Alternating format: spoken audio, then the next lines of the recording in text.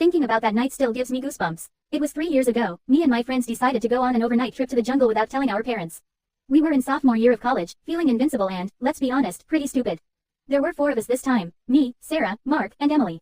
We considered ourselves seasoned explorers after a few tame camping trips, so when Mark suggested we find the infamous Whispering Pines cabin, an abandoned hunting lodge deep within the notoriously dense and isolated redleaf woods, we jumped at the chance. Locals whispered tales about it. A family disappeared there decades ago, leaving everything behind, and strange things happened to anyone who dared to stay. Perfect for a ghost story night, we thought. We packed Mark's old pickup truck with tents, food, a portable charger for our phones, optimistic, I know, and enough firewood to last a week. The drive out was uneventful, but as we turned off the main road onto a barely maintained logging track, the forest canopy grew so thick it felt like twilight even at midday. The air grew heavy, quiet, and unnaturally still. After navigating a maze of overgrown paths, we finally spotted it through a break in the trees, the cabin. It was a small, dilapidated log structure, partially consumed by ivy and moss, with a sagging porch and windows like vacant eyes. The silence around it was profound, not a single bird chirped. A rusted, ancient-looking iron horseshoe hung above the front door, half-rotted into the wood. "Well, this is cozy," Emily whispered, her voice barely audible. We were supposed to set up our tents outside, but the cabin's eerie pull was undeniable. We decided to explore inside first. The door creaked open with a groan that seemed to echo through the entire woods. Inside, it was a time capsule of decay: an overturned wooden table, a single, rusty tin plate on the floor, and an old, tattered blanket draped over a moldy cot. Dust motes danced in the slivers of light piercing the boarded-up windows. The smell was of damp wood, old earth, and something else, something metallic and vaguely sweet, like old blood. As we were looking around, Sarah picked up a small, hand-carved wooden doll from a dusty shelf. It was crudely made, with button eyes and a faded red dress, but it had a distinct, unsettling feel to it. "Look at this," she said, trying to make light of it, but her voice was a little shaky. As she held it, the doll's head seemed to subtly tilt. Just a fraction of an inch, but enough to make us all freeze. "Put that down, Sarah," I urged, a knot forming in my stomach. She hesitated, then shrugged, placing it back on the shelf. The moment her fingers left it, we all heard it. A faint, almost imperceptible whisper, right beside her ear, like dry leaves rustling. Sarah jumped, dropping her flashlight. "What was that?" she gasped, her eyes wide. We all looked at each other, hearts pounding. Mark, trying to be brave, just shook his head. Probably just the wind, old cabin settling. But then, the air in the cabin grew instantly, shockingly cold. A deep, bone-chilling cold that seemed to emanate from the very walls. The wooden doll on the shelf slowly, deliberately, fell off the shelf and landed upright on the floor, its button eyes seeming to stare directly at us.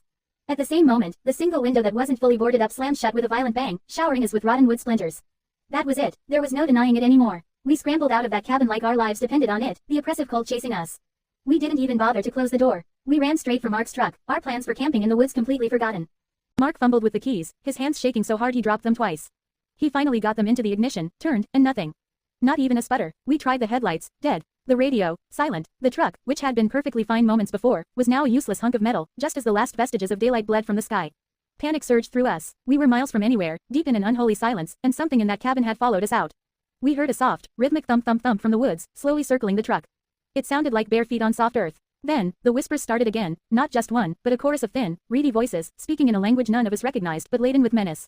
We huddled together in the truck, paralyzed with fear. Through the dusty windshield, we started seeing shapes, quick, fleeting movements at the edge of the tree line, too fast and too distorted to be human. Sometimes, a pale, distorted face would appear for a split second in the gloom, its mouth a gaping black hole. The rhythmic thumping grew louder, closer, until it sounded like it was right next to the driver's side door, accompanied by a low, guttural growl that vibrated through the truck's chassis. Sarah began to sob silently, her face buried in her knees. Emily, eyes wide with terror, just pointed at the back window. In the deepest shadows, something tall and impossibly thin seemed to be standing there, just watching us. We held each other, prayed, and whispered desperate pleas for the sun to rise. The thumping, the whispers, the chilling presences, they continued throughout the night, pushing against the truck, testing our resolve. The worst part was the feeling of being watched, from every direction, by unseen eyes. Finally, a faint sliver of gray appeared in the eastern sky, painting the tops of the trees. As the light grew, the sounds gradually receded, the cold eased, and the oppressive presence lifted. We were exhausted, our throats raw from holding back screams, but we were alive. Mark tried the truck again. With a cough and a sputter, the engine roared to life. We didn't say a word. He floored it, tearing out of those woods, not daring to look in the rearview mirror until we hit the main highway. We never talked about the cabin or that night in detail. We just had a silent agreement that it never happened. We threw away the clothes we wore, burned a few old photos, anything to try and erase the memory. But sometimes, when I'm alone and the wind whistles just right, I still hear faint whispers. And I swear, sometimes, I can still feel a pair of button eyes staring at me from the shadows. That cabin, it wasn't just abandoned. It was hungry.